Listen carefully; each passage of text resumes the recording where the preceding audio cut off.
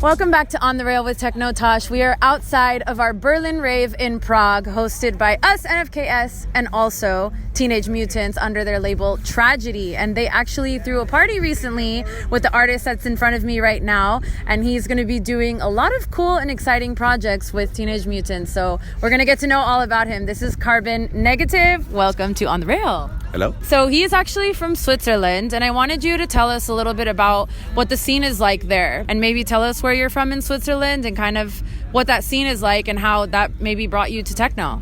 I'm from Yverdon-les-Bains. It's really near from Lausanne, and the techno scene in Switzerland is going a little bit faster, like art techno, hardcore, art grooves, stuff like that.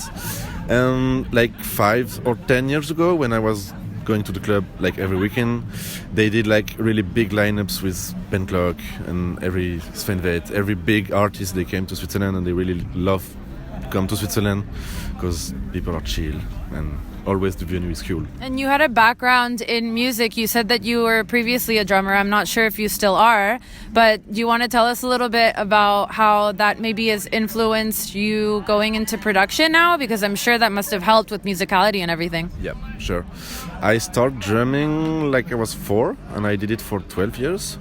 And then I quit because I did a lot of, I was in a conservatory and I have to do like a lot of solfège stuff, like all the melodic, all the stuff for the piano player, the violin player, and I need to do that, and it was really difficult because drumming and solfège is not the same thing, and I just quit, and then I just listen to techno for my work every day, and I just decided to buy a controller, try to mix it together and see what it's coming. You were probably playing some other styles of music, or I know that you mentioned something about progressive. Yep. What was it again? Progressive trance. Oh, it's trance, like, yes. yeah, psytrance, progressive trance. Like, it's really like, for me, the rumble beside, it's really like big time driving, and you can add when you produce, you can add some stuff, some FX from psytrance, progressive trance, and I feel it really good. When you were doing the party with TRAGEDIE for the first time,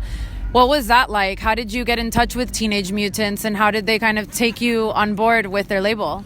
It was a connection, a guy in Switzerland who wrote me and see what I do, my music, my production and stuff, and it just made the connection between Teenage Mutants, who I was playing their track for years and years in my DJ set, so it was a really big honor to do that. Were you already producing when you guys were in touch? Yep, I'm producing for like 2 or 3 years, something like that. I have a lot of job in my life, so I don't find the time to produce every day, but I'm going well, and I got just 2 tracks released on Underground Records 5 months ago, and then let's see 25. How has it been collaborating with Teenage Mutants, and what is it like working under their label? Because I know that they kind of revamped their label or brought it back to life, and so now they're throwing parties. We're doing parties like this here in Prague with artists like you on the lineup, and of course you've played with them before, you have more to come. So what is that like, especially for upcoming producers or anybody that wants to maybe sign to their label? Do you have any suggestions as to what it's like working with them, or maybe what kind of sounds you think fit TRAGEDIE? Yeah, it's difficult. I think there is a lot of people on the market now, and maybe you have to find a way to, because there is a lot of time that you send your music to your labels and they don't answer, and maybe you have to find a way to get in touch more easily with them. So maybe speak with them on Instagram, I don't know, or meet them in the parties. And it's really cool to be on TRAGEDIE. They are really nice guys, and I really wait to work with them, and maybe we're gonna do more things together. Can you describe your sound and your project a little bit? So Carbon Negativ, how did you come up with the name? What do you expect to do with the project, and what is your sound like? What can people expect from you and your sound?